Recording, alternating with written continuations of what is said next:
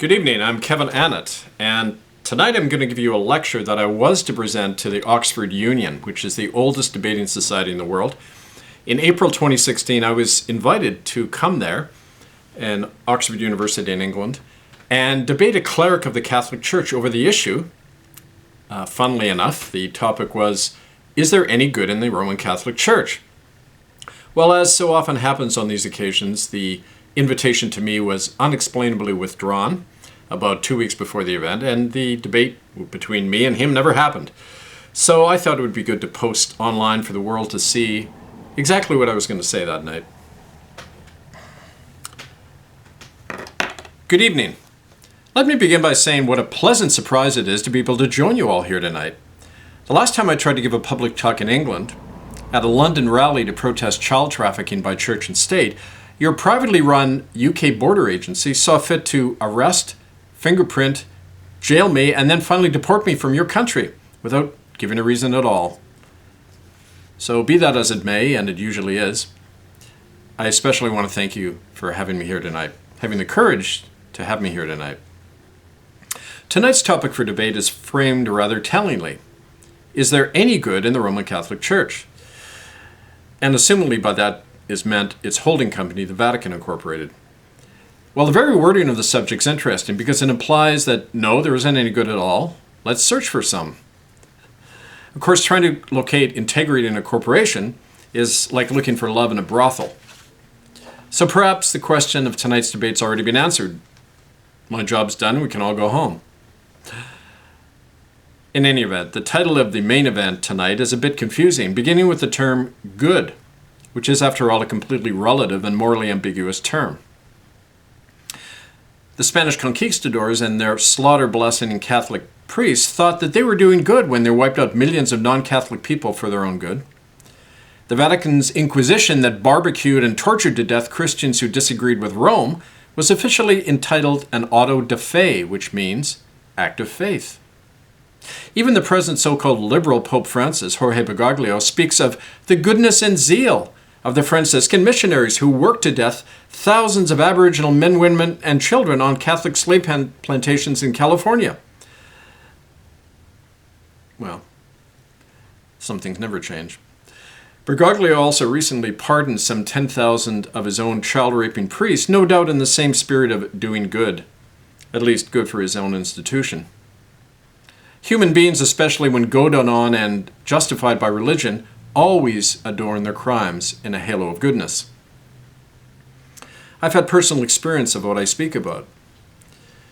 For over 20 years in Canada, I've lived and worked and documented alongside these folks who have lived through the reality of genocide in Canada, perpetrated mostly by Catholic-run Indian residential schools, where over 60,000 children died.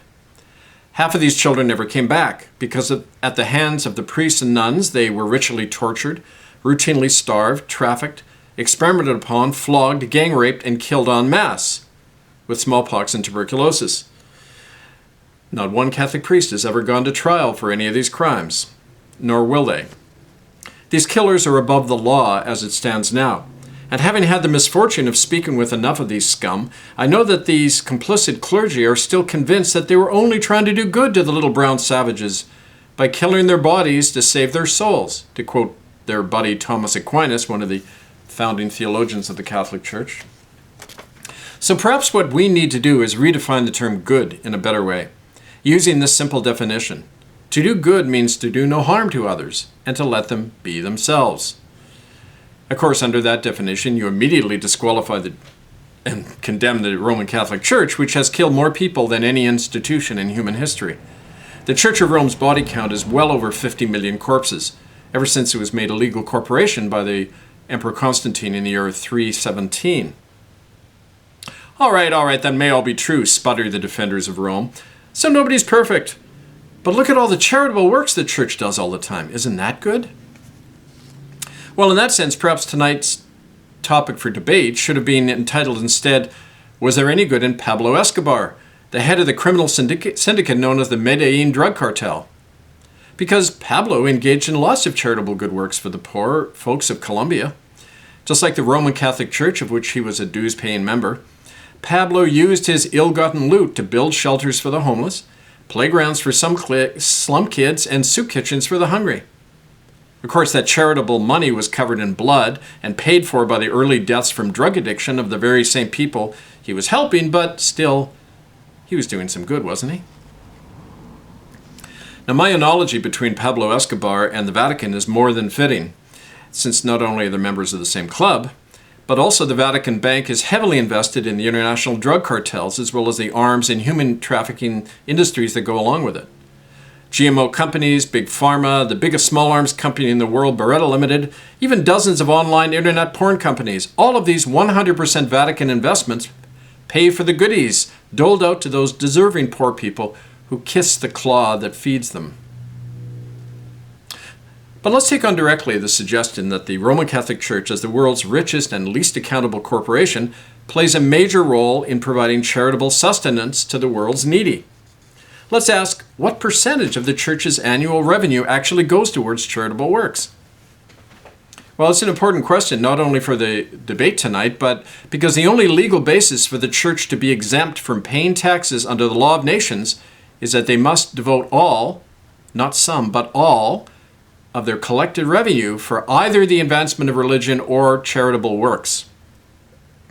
Well, right there you can knock out the Roman Catholic Church unless someone wants to explain what money laundering for the mafia, buying cruise missiles for third world dictators, or issuing routine bribes to politicians and governments all over the world have to do with either religion or charity. What percentage of the Catholic Church's revenue goes towards charity? Actually, less than 1%. At least in America. For tellingly, that's the only country in the world where the Church consistently publishes any of its financial records. After all, the Vatican is a closed, self-governing, totally unaccountable body, like any secret criminal society. But that inconvenient, lingering notion of a separation of church and state found in the American Constitution requires that even the Catholic Church has to create an appearance of transparency. And so according to the U.S. government, in the year 2013, the Roman Catholic Church in America had a net revenue of $13.4 billion. And that's just in one country, where only about 15% of the world's Catholics live. By projection, the annual income of the Vatican must be in the hundreds of billions of dollars, not just from all those collection plates from those saps, but also from its massive global investment portfolio and its secret financial concordat agreements with over 100 governments that channel a regular percentage of your tax money into the Vatican Bank and all of its criminal behavior. But coming back to America, the one country where a light is shone on the murky underworld of Vatican finances, according to the same self-audit of the Catholic Church, of the $13.4 billion raked in during 2013, only 1.1% of it went to charity. But since half of that amount came from government grants to Catholic aid societies, in reality, a whopping 0.6% of the income went from the bank accounts into charities. But since those charities are mostly owned and operated by the Church itself, it just means that one hand of the octopus is feeding the other. Quite brilliant, don't you think? 1/2 of 1%, friends. The truth is that the Roman Catholic Church is not a force for charitable works. Just look at the books. It's in fact a huge criminal racket, a money-sucking corporation that kept afloat by every taxpayer in the world. Okay, so let's turn to the other basis for the Church not paying a dime of taxes, the advancement of religion. What percentage of its time and money goes towards advancing its particular, and I might say extremely violent, religious creed? Less than 10%. That's the time each week a priest spends conducting prayers, masses, or catechism classes, according to the Church itself, according to a statement from the Vatican's Governing College of Cardinals, who in 2014 issued an internal report concerning the training and ordination of its priests. The main job of the clergy, according to the cardinals, is the material and social upkeep of the Church, guarding the building, the safeguard of its traditions and operations, and the expansion of its income and membership. Like in any big corporation. Somebody, somewhere, tell me where God, let alone Jesus Christ, enters into that whole mess. Okay, strike two. In case you didn't know, that's a baseball term. I don't play cricket.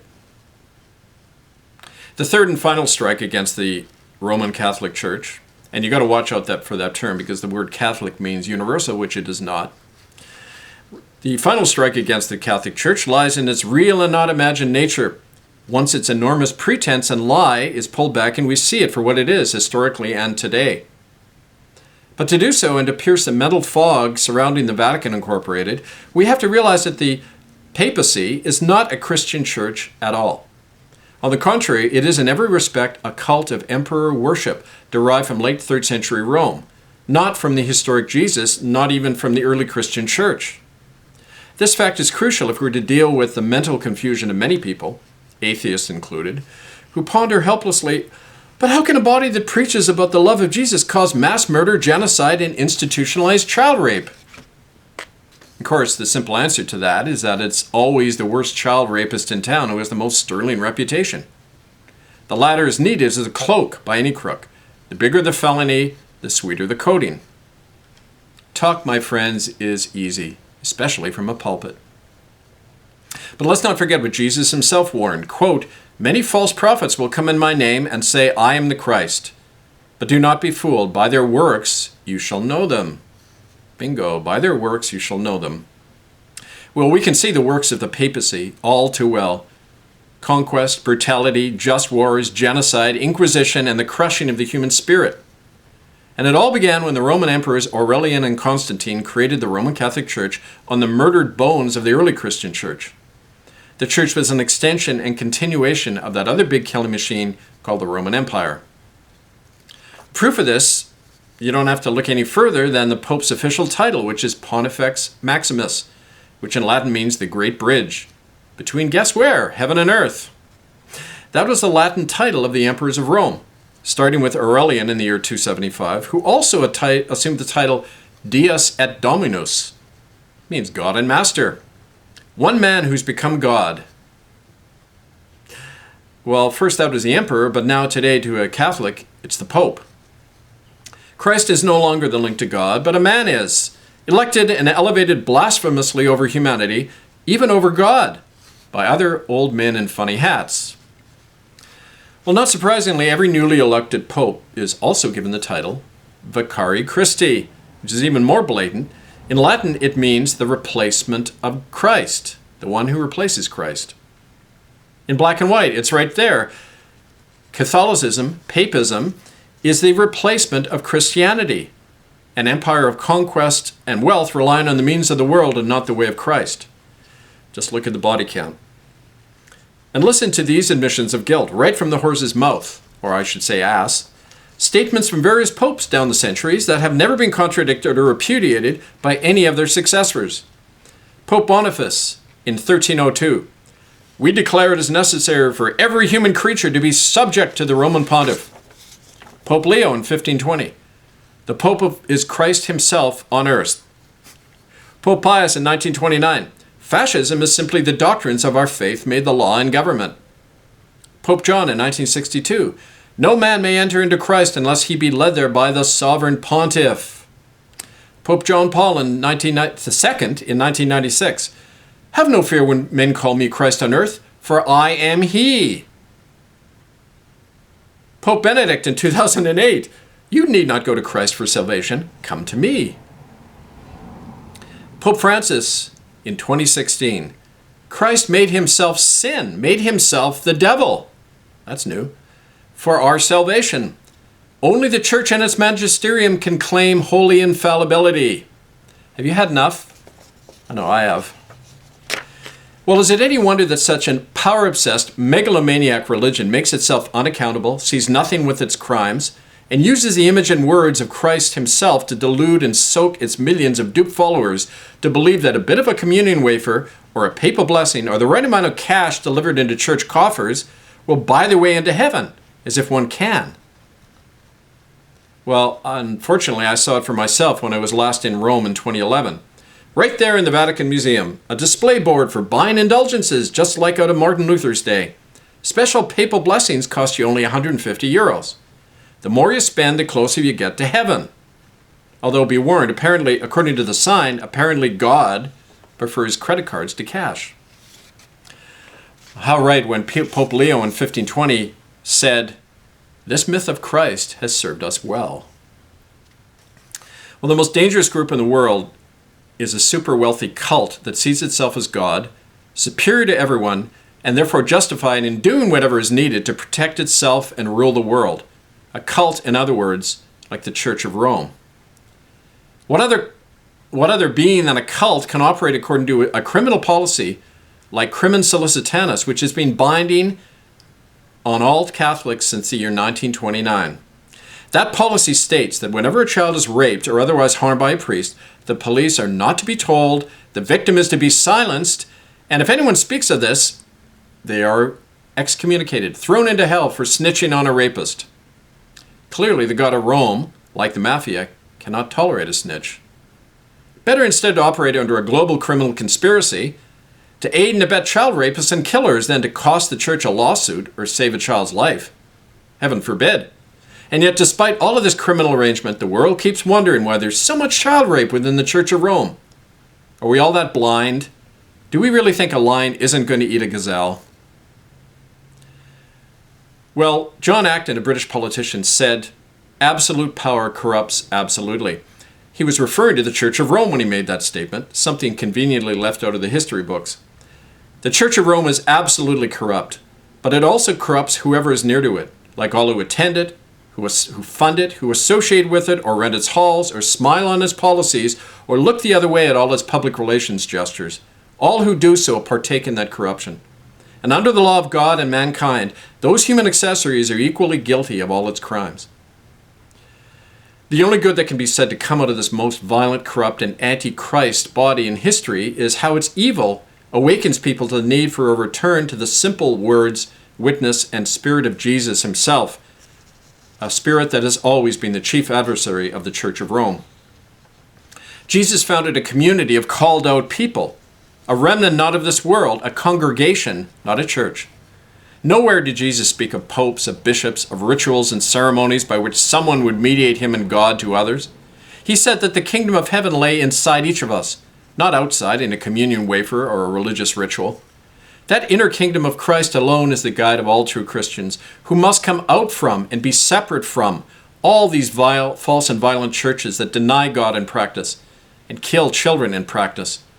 And that's the task of any deluded soul still caught in the fatal grip of Rome and its blasphemous illusions and depravities.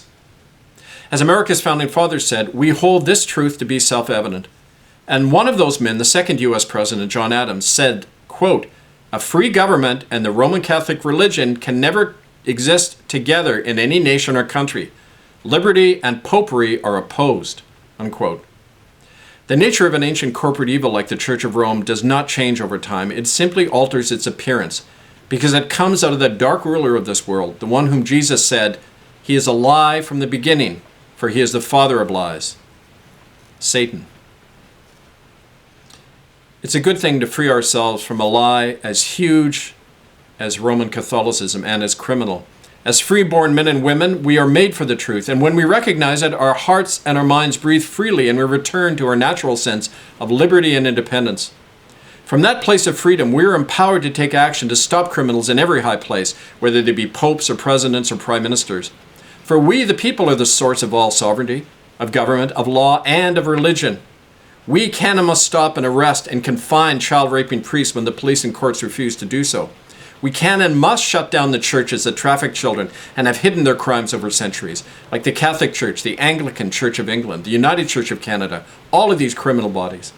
For the life of one child is more sacred than all the fanfare and rituals of any church anywhere.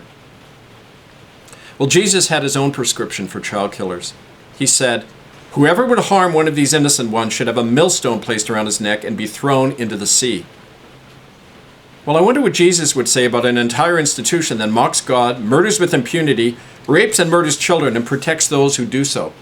Is there a millstone that is big enough to sink such an institution? Yes, there is. It is we, the people. I thank you.